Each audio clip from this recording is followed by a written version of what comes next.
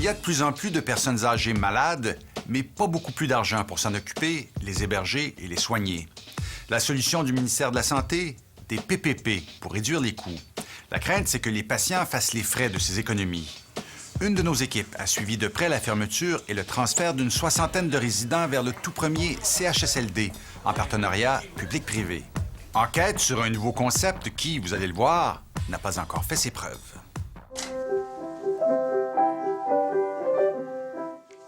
On va recommencer à zéro pour moi. Coupé. Je vous embrasse la dernière fois. Oui, puis, Je vais aller vous voir. chaque fois, je vais boire dans ta tasse. Marguerite Lefebvre vient de jouer ses dernières notes de musique pour les préposés du centre d'hébergement de Saint-Lambert. Avec ses corridors étroits, ses chambres doubles ou quadruples, le vieux centre ne répond plus aux normes. Il ferme ses portes. Graduellement, tous les résidents vont déménager dans un nouveau centre hospitalier de soins de longue durée, le CHSLD Saint-Lambert-sur-le-Golfe.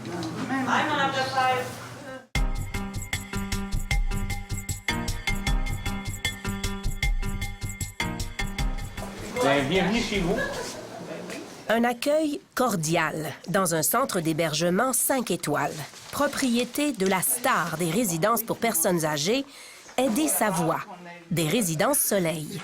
Des chambres spacieuses, des téléviseurs dernier cri, des salles de bain privées, de l'équipement haut de gamme. C'est comme ça. Pour être admise ici, comme dans tous les CHSLD, il faut avoir besoin d'au moins 3 heures de soins par jour. Aidé Savoie prétend qu'il offrira les mêmes services que dans un centre public pour 30 % moins cher. Vous pouvez être sûr d'une chose, que ça va être un succès, puis il va y avoir des grosses économies. Mais 6 mois après l'ouverture, des familles de résidents s'inquiètent. On a des préposés qui n'ont à peu près pas de formation pour répondre à ces besoins-là. Le personnel était vraiment débordé, désorganisé, manquait de personnel. 30 % d'économie? Peut-être, mais à quel prix?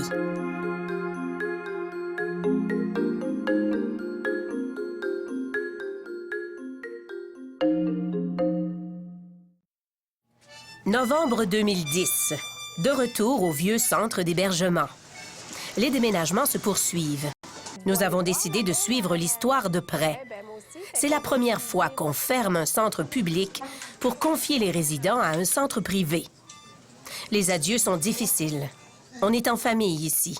Certains préposés et quelques résidents sont là depuis près de 30 ans. On perd tout. On perd les patients, on perd tout. Nos compagnons de travail aussi. On est habitués avec eux. Mais revenons en arrière. Pendant plusieurs années, l'équipe du vieux centre d'hébergement a travaillé avec le ministère de la Santé sur un projet de nouveau centre public. Puis, en 2006, le ministère a décidé que le projet se ferait en partenariat public-privé. Ouais, tout le monde était déçu parce qu'on s'entend. Ils nous avaient promis au début, quand ils allaient bâtir ça, que c'est nous qui allions travailler là. On s'en allait avec nos patients là-bas. C'était pas prévu là, que ça allait être privé. Pourquoi le vent a-t-il tourné? À cause d'une analyse réalisée par la firme de consultants Guy Chouanière. Cette analyse comparative, commandée par le ministère de la Santé, aurait démontré que l'hébergement des personnes âgées coûterait moins cher si on le confiait au secteur privé. Mais pourquoi et de combien moins cher? Impossible de le savoir. Nous avons tenté d'obtenir l'analyse Chouanière, mais le ministère a refusé de la rendre publique. En avril 2009, le contrat a été donné à Groupe Savoie. Un contrat de 200 millions de dollars qui comprend la construction du bâtiment de 200 lits et les soins aux résidents pendant 25 ans. La particularité de ce partenariat public-privé, c'est que les soins de santé sont confiés au privé en plus de la construction et de l'entretien du bâtiment. Un projet pilote qui est loin de faire l'unanimité. On ne veut pas de PPP à Montérégie! Pour faire taire les critiques, le ministère de la Santé maintient que le partenariat avec Groupe Savoie va coûter 222 millions de dollars sur 25 ans, alors que le fonctionnement en mode public aurait coûté 320 millions, une économie de 30 %. Mais encore une fois, pas moyen de savoir où se feront les économies. Sur la construction, sur la gestion ou sur les soins et les services aux résidents. Nous avons obtenu l'entente signée avec Groupe Savoie, mais toutes les données financières sont caviardées. Tes valises sont faites, là, on s'en va bientôt. Tu vois, ça va être beau, là-bas, ta chambre, c'est grand, grand, grand. En allant vers un PPP, on sait qu'il y a une partie aussi privée. On a des petites inquiétudes par rapport à ça, là, à savoir comment ça va aller pour le traitement, pour les soins qui vont être apportés à mon père. Au vieux centre d'hébergement, le préposé Mohamed Boussaïd partage les inquiétudes des familles. Si nous avons des problèmes à retrouver du personnel qualifié, lui aussi, il va avoir ce problème-là. En plus de ça, lui, il va partir loin dans la course puisqu'il faut qu'il leur offre des rémunérations moins intéressantes. Nous avons appris que Groupe Savoie paie ses préposés de 12 à 13 $ l'heure. Ici, comme partout dans le système public, les préposés gagnent en moyenne 18 $ l'heure, 50 % de plus. Comment Groupe Savoie réussira-t-il à constituer une équipe stable et qualifiée? 8 novembre 2010. C'est le temps des adieux pour M. Roy Holgate, le chouchou des préposés. Il habitait au vieux CHSLD depuis 28 ans. C'est la dernière fois qu'on va se coller, hein? Oui. Tout le monde est là aussi pour la photo de famille, avec Mme Patricia Bouchard. M. Hull, l'époux de Mme Garneau, quitte lui aussi pour le nouveau CHSLD. Puis vous êtes allé visiter la place? Oui. Qu'est-ce que vous en avez pensé? Ah, c'est très beau. Pas parce que c'est pas beau, c'est très beau. Puis les chambres sont spacieuses. Puis en tout cas, on va voir ce qui va se passer dans l'avenir. Hein? 14 mars 2011. Notre enquête se poursuit au nouveau CHSLD Saint-Lambert-sur-le-Golfe. Nous retrouvons les anciens résidents du vieux Saint-Lambert. Nous rendons visite à Marguerite Lefebvre. Elle se montre diplomate, mais critique. C'est très beau, mais ça manque de personnel. Hier, un monsieur sur 3-4 étages, il était ici, il entendait sa cloche qui sonnait. C'est pas humain pour celui qui travaille, puis pour le malade. Ces propos ne sont pas nouveaux pour nous. 7 familles de résidents sont venues nous rencontrer pour partager les frustrations accumulées depuis l'ouverture du nouveau centre. C'était l'enfer, c'était vraiment l'enfer. Dès le départ? Ah oui, dès le départ. J'ai dit, mais voyons donc, c'est quoi ça, là? Comment c'est qu'il n'y a pas plus de personnel que ça? C'est pas normal que une personne, tu sais, elle passe l'après-midi dans ses urines, dans ses selles, puis qu'elle en a dans le milieu du dos quand elle arrive avant le souper. Les préposés qui sont là, ils nous disent à nous, vous savez, on manque de personnel. Selon plusieurs familles de résidents, même après 5 mois, il y a encore beaucoup de roulements de personnel et d'absences non comblées. Aider Savoie dément. Une journée, c'est possible qu'il en manque une, mais le lendemain, elle va être remplacée. Puis vous pourrez regarder, c'est que j'ai pas le choix. Si moi, j'ai pas le nombre d'employés que j'ai de besoin, je vais être pénalisé, je vais être coupé. Aider Savoie affirme qu'il donne toutes les heures de soins pour lesquelles il est payé par le gouvernement. Pourtant, cette préposée qui travaille toujours à Saint-Lambert-sur-le-Golfe témoigne clairement du manque de personnel. On arrive le matin, on est supposé d'être 4 à l'étage. Moi, j'arrive, des fois, je suis seule. Pendant combien de temps? Bien, toute la journée. Ils cherchent, ils disent « OK, je vais envoyer quelqu'un pour vous aider ». On attend, il n'y a personne qui arrive. Mais est-ce que ça arrive souvent? Ça arrive très souvent. Ça change pas, ça s'améliore pas? Non, ça ne change pas. Il y a des résidents qui ne mangent pas, les cabarets sont retournés dans la cuisine parce qu'ils n'ont pas le temps de donner à manger aux résidents. Les propos de cette préposée nous ont été confirmés par une infirmière et une infirmière auxiliaire qui ont travaillé à Saint-Lambert-sur-le-Golfe. We miss staff constantly. The préposés were being burnt out. We were all burnt out.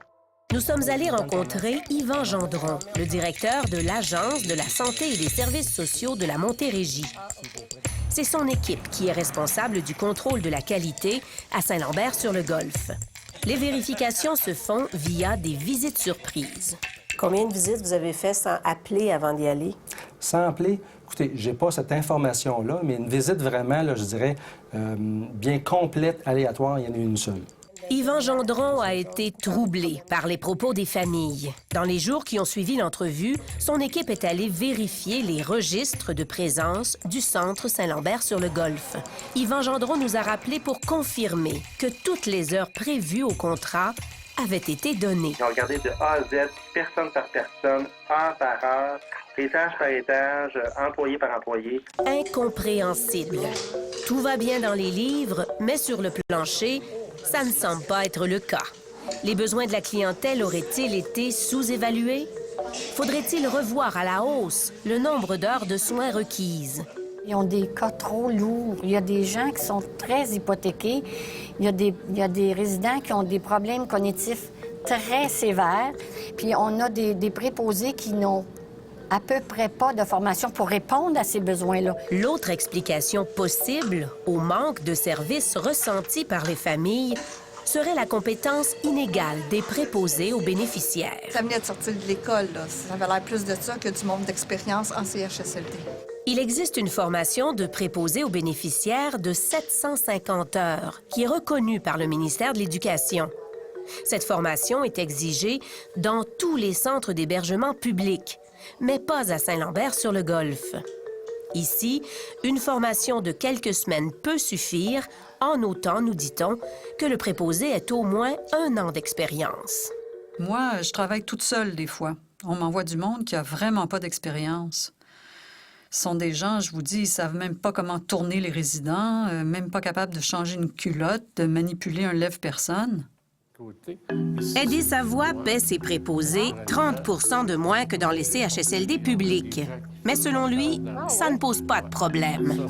C'est pas parce qu'on paye un employé 25 piastres de l'heure qui peut être meilleur que celui-là qu'on va payer 13 ou 14 ou 15 piastres de l'heure. Luc Pearson, de la Fédération de la santé et des services sociaux de la CSN, n'est pas d'accord. Quand on parle de baisse de salaire, on parle de baisse de la qualité des services, baisse des conditions de travail, difficulté de retenir le personnel en place. Ce que le gouvernement prétend depuis le début, c'est qu'en ayant recours au privé, on économise sur les frais de construction et de gestion. C'est faux, selon cette étude de la firme MCE Conseil qui vient d'être rendue publique par la CSN. La majeure partie des économies, selon cette étude, se fait sur les salaires. Mais ce potentiel d'économie risque de disparaître. Les employés de Saint-Lambert-sur-le-Golfe viennent d'obtenir le droit de se syndiquer avec la CSN. Ces gens-là sont en droit de réclamer la parité avec le secteur public, de réclamer les mêmes conditions de travail et salariales que le secteur public. L'étude de MCE a comparé les budgets de CHSLD publics et de résidences privées. La conclusion est limpide. Si le promoteur privé doit payer les salaires du secteur public, le projet en mode PPP va coûter 52 millions sur 25 ans de plus que le modèle public. Même si Saint-Lambert-sur-le-Golfe n'a pas encore fait ses preuves, le ministère de la Santé vient de lancer un projet de CHSLD en partenariat public-privé à Laval et 3 projets en Montérégie. Peut-être qu'avant d'en ouvrir 3 autres, il faudrait en faire marcher un, là. D'ici à ce que les choses s'améliorent, Pierrette Martel va continuer d'être ici de 6 à 7 heures par jour pour s'assurer que sa mère ne manque de rien. Hélène Savard a choisi, quant à elle, de redéménager son père dans un centre public.